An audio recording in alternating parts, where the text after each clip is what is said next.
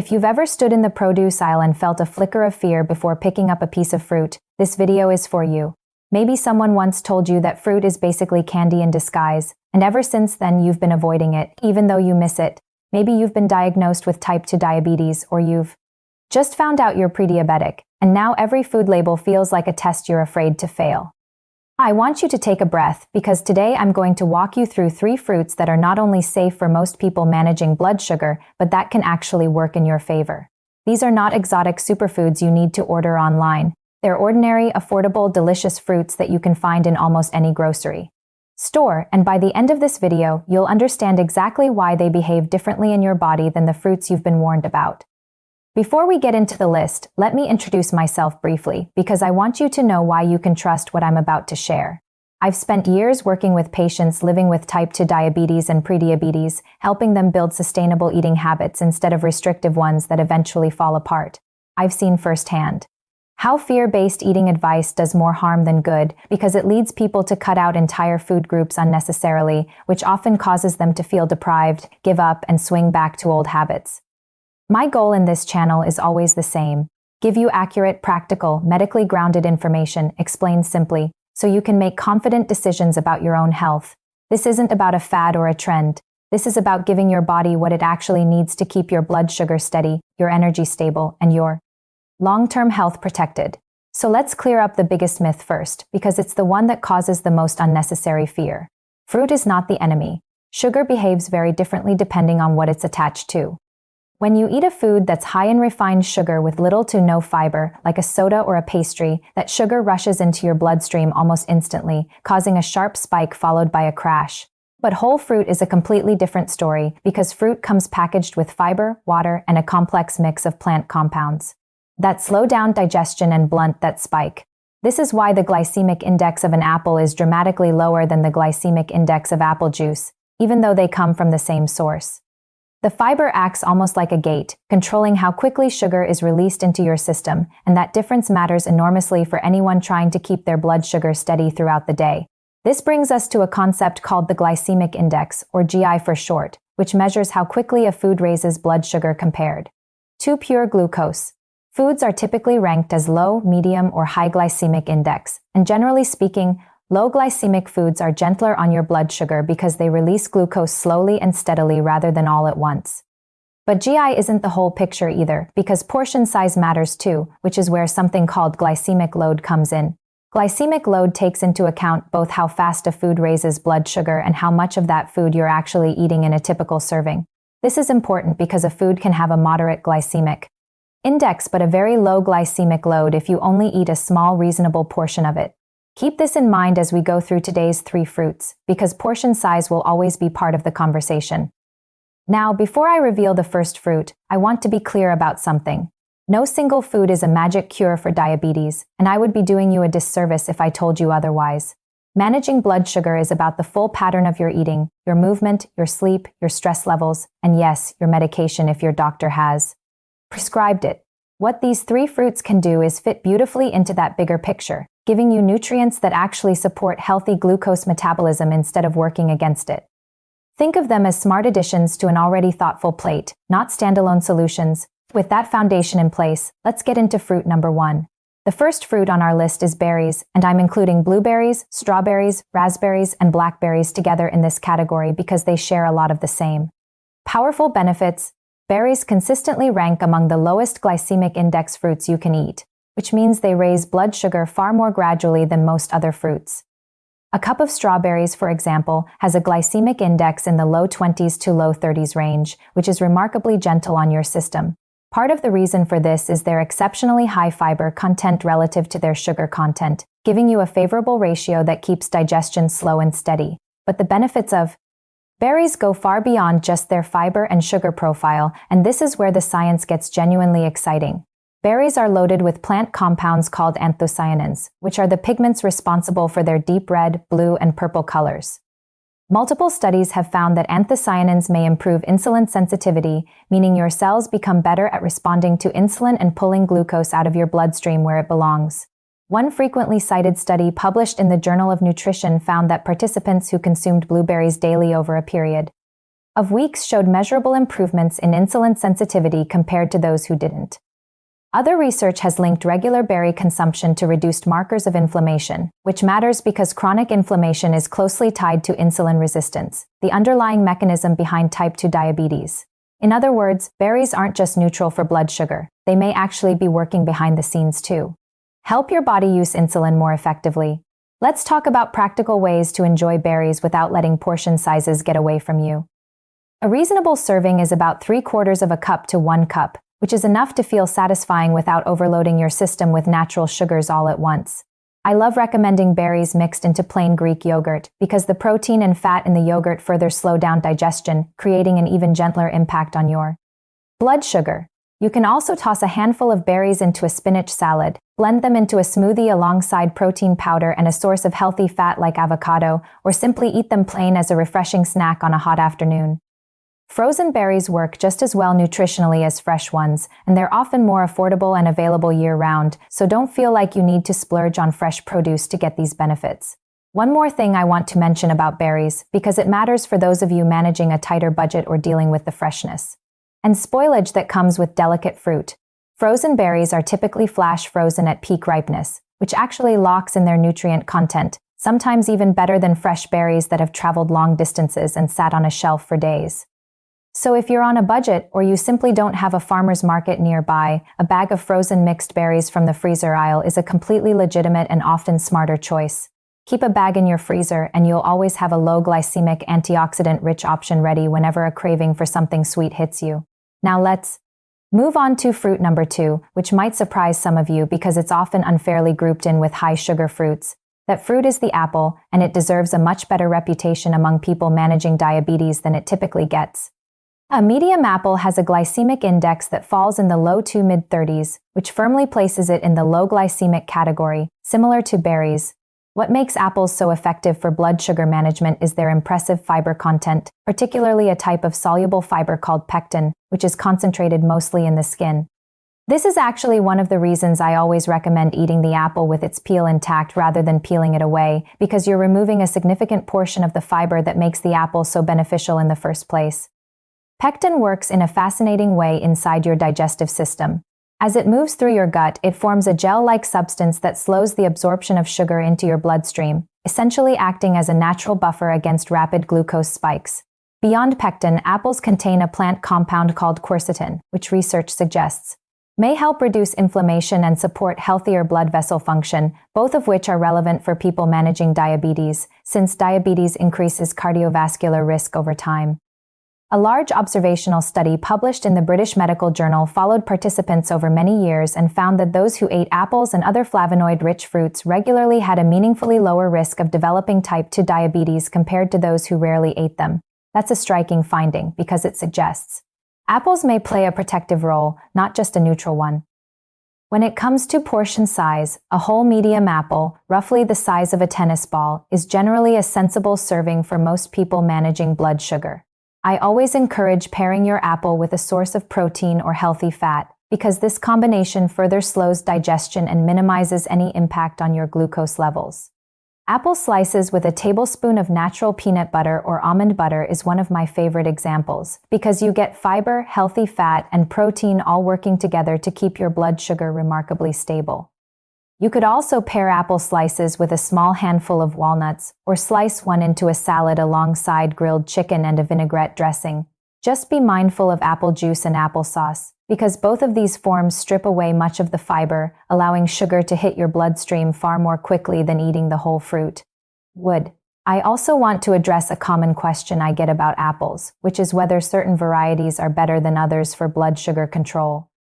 While there isn't extensive research directly comparing glycemic responses across dozens of apple varieties, tart varieties like Granny Smith tend to have slightly less sugar than sweeter varieties like Fuji or Gala. That said, the difference is relatively small in the context of a whole day of eating, so I wouldn't want you to stress over choosing the exact right apple variety. The bigger factor by far is portion size and what you pair your apple with, so don't let variety selection become another source of food anxiety. Choose the apple you genuinely enjoy eating, because consistency and enjoyment matter more than chasing small nutritional differences between varieties. Now let's move to our third and final fruit, which might be the biggest surprise of this entire list for some of you, because many people don't even think of it as a fruit at all. That fruit is the avocado, and yes, botanically speaking, it absolutely qualifies as a fruit, even though we typically treat it like a vegetable in cooking. Avocados are remarkable for blood sugar management because they contain very little sugar compared to almost any other fruit you can think of, while being exceptionally rich in fiber and heart-healthy monounsaturated fats. A whole avocado contains around 10 grams of fiber, which is an extraordinary amount for a single piece of produce. And this fiber content contributes directly to its very low glycemic index, generally rated at 15 or below. The healthy fats in avocados deserve special attention here because they do something incredibly valuable for blood sugar regulation. When you eat avocado alongside carbohydrates, the fat slows gastric emptying, meaning food stays in your stomach longer and glucose is released into your bloodstream more gradually. This is one of the reasons nutrition researchers often recommend adding a source of healthy fat to meals that include carbohydrates, and avocado is one of the most convenient and delicious ways to do exactly that. Beyond blood sugar, the monounsaturated fats in avocados have been associated with improved cholesterol profiles, which is especially relevant for people with diabetes, since diabetes significantly raises the risk of heart disease over time. A study published in the Journal of the American Heart Association found that regular avocado consumption was associated with a lower risk of cardiovascular disease, adding yet another layer of benefit for people managing diabetes, who need to think about heart health just as much as blood sugar. Avocados are also rich in potassium and magnesium, two minerals that play meaningful roles in blood pressure regulation and insulin function respectively.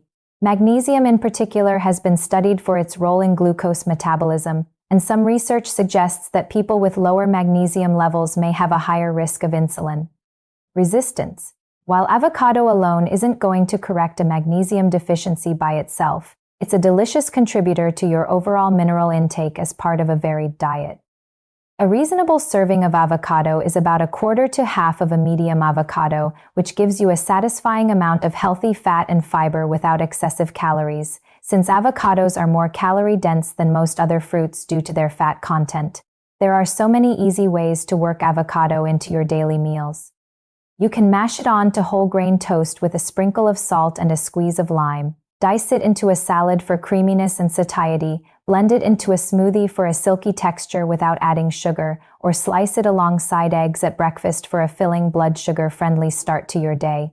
I particularly love recommending avocado at breakfast because many traditional breakfast foods, like cereal, toast, and pastries, tend to be high in refined carbohydrates that spike blood sugar first thing in the morning.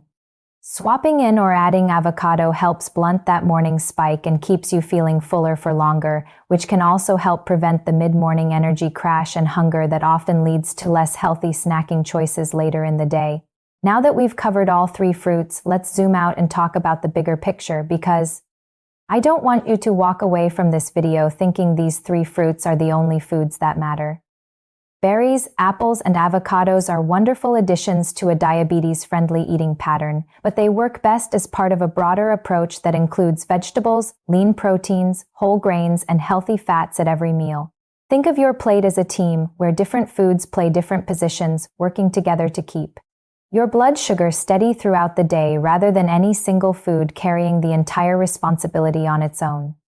This is why I always encourage my patients to think in terms of patterns and habits rather than chasing individual miracle foods, because sustainable blood sugar management comes from consistency over time, not from any one meal or ingredient. Let's talk about timing for a moment, because when you eat fruit can matter just as much as what fruit you eat. Eating fruit on an empty stomach, especially first thing in the morning with nothing else, tends to cause a faster and higher blood sugar response than eating that same fruit alongside protein, fat, or fiber-rich foods. This is why I generally recommend pairing fruit with a source of protein or healthy fat, like nuts, seeds, yogurt, or nut butter, rather than eating it completely alone. This single habit, pairing rather than isolating, can make a meaningful difference in how your blood sugar responds throughout the day, and it's such a simple adjustment that almost anyone can implement it starting today without any special equipment or complicated meal planning. I also want to gently address portion control because I know this is where a lot of anxiety tends to build up for people managing diabetes. You do not need to weigh every piece of fruit on a kitchen scale or track every gram of sugar with obsessive precision to eat healthfully. What matters far more is developing a general sense of reasonable portions, like a cup of berries, one medium apple, or a quarter to half of an avocado, and then paying attention to how your body responds. If you use a continuous glucose monitor or check your blood sugar regularly, you can actually observe your own personal response to different fruits and portions, which gives you real, individualized data rather than relying solely on generalized guidelines. Everyone's body responds slightly differently, so learning your own patterns over time is incredibly valuable. I want to take a moment to bust another myth that I hear constantly, which is the idea that natural sugar and refined sugar are somehow chemically identical and therefore equally harmful. None of this requires complicated recipes or expensive specialty ingredients, just thoughtful combinations of foods that work together rather than against each other. I also want to remind you that consistency matters far more than perfection when it comes to managing diabetes through diet. You don't need a flawless eating pattern every single day to see meaningful improvements in your blood sugar control and overall health. What matters is the general direction and pattern of your choices over weeks and months, not any single meal or snack. If you have a day where your eating doesn't go exactly as planned, that's completely normal and human, and it doesn't undo your progress or mean you've failed. The goal is sustainable, long-term habits that you can maintain for years, not a rigid short-term diet that leaves you feeling restricted and eventually leads to burnout. I know that living with diabetes, or even just the uncertainty of prediabetes, can feel overwhelming at times, especially when it seems like every food decision carries so much weight. I want you to know that it's completely normal to feel anxious about this, and you're not alone in that experience. But here's what I want you to hold on to. Your body is remarkably capable of responding positively to good habits, even small ones, and every choice you make toward nourishing yourself well is a meaningful step in the right direction. Adding berries, apples, and avocado to your regular rotation isn't about perfection or restriction. It's about giving your body tools that genuinely support the way it processes glucose, protects your heart, and keeps your energy steady throughout your day. Think about what stable blood sugar actually means for your daily life, beyond just the numbers on a glucose monitor. It means having the energy to take a walk with your grandchildren without feeling suddenly exhausted halfway through. It means climbing a flight of stairs without your legs feeling shaky or weak. It means carrying your groceries in from the car in one trip instead of needing to stop and rest. It means maintaining your balance and confidence as you move through your home and your community, preserving your independence for years to come.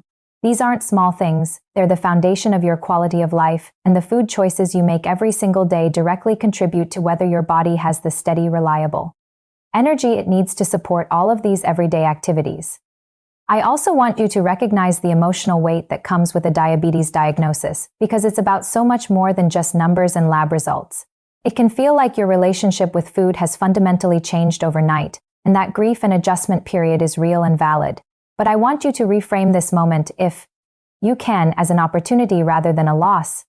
You're not losing the ability to enjoy delicious food, you're gaining a deeper understanding of how your body works, which ultimately puts more power in your hands, not less.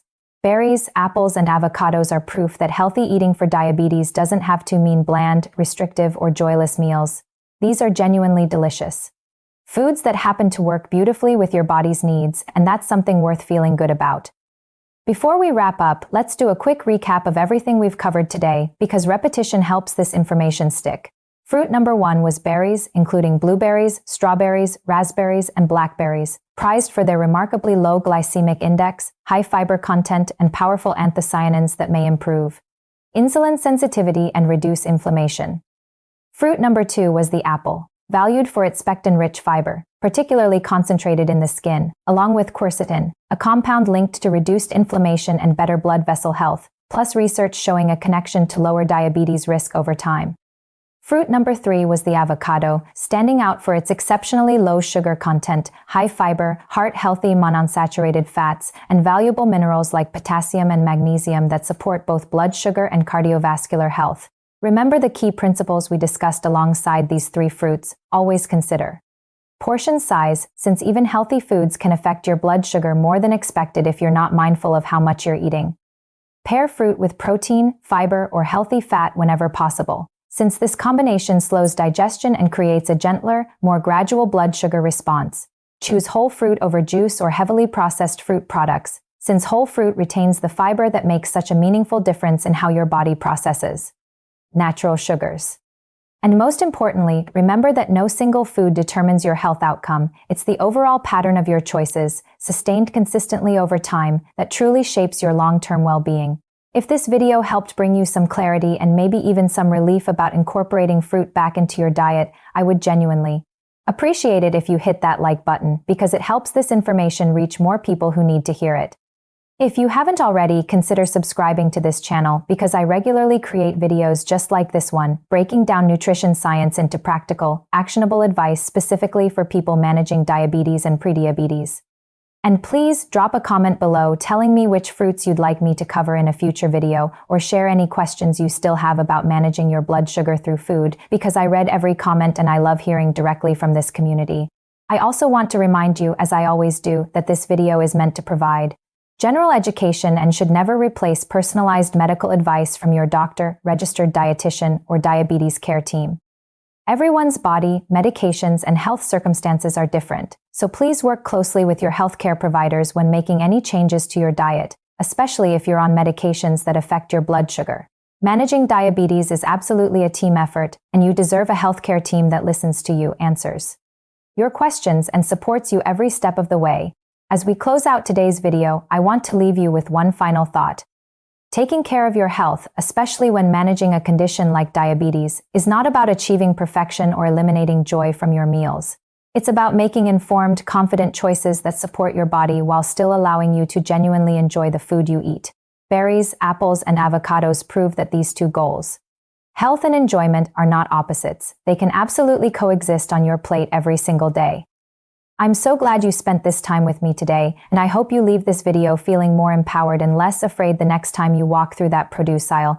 Thank you so much for watching all the way to the end. It genuinely means a lot to me that you trust this channel with your time and your health questions. If you found value in today's video, please share it with someone in your life who's navigating diabetes or prediabetes, because this information could make a real difference for them too.